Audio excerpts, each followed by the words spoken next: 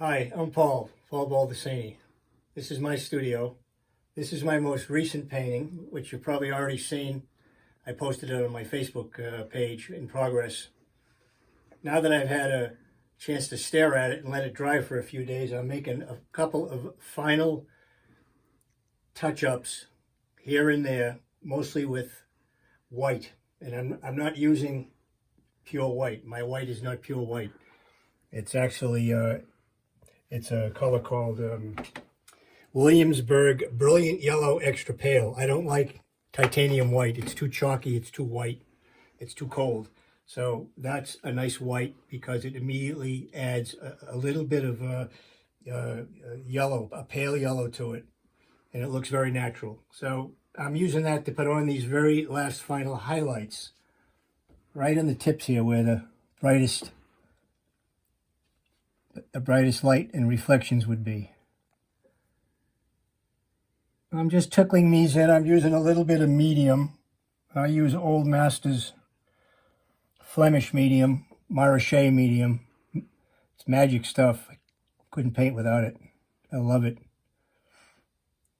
I use it all the time. So it's just a very soft touch, or it won't look too natural.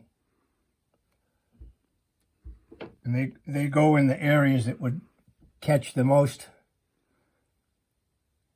light on the shiniest parts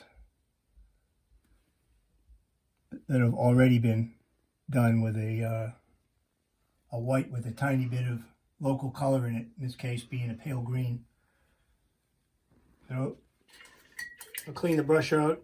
So I'm always dipping into those and cleaning my brush. I keep a rag in my hand all the time. Now I'm going to soften these edges out just a little bit.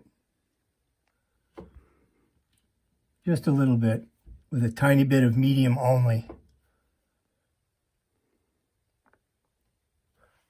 And maybe just a touch of local color next to them.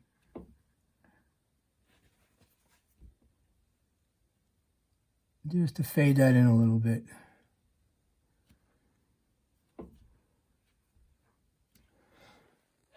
And a couple more spots that need a little bit of a highlight. Put them right in there. This is a very bright area up here. I don't know how well, these are very subtle changes, but I don't know how well they're coming through on the little video here, but they're subtle, but they're effective. You know, I got a little tiny one right here. I'm going to snap that up just a little bit, catch light. A little one right there. And then just a little bit on this edge here. It needs to be smoothed out a little bit.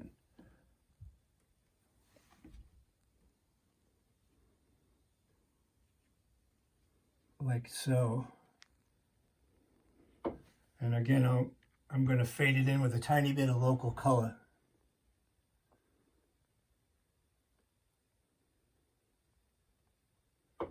Like that. Now I'm going to switch brushes. These are older versions of that same brush. I keep tape on the end of it so I know that's my newest one with a razor sharp point, like a rigger. And these are the same brushes, and over time they get flattened out and they lose their points, but that's okay because they make fantastic blending brushes. So I can soften all those edges nicely.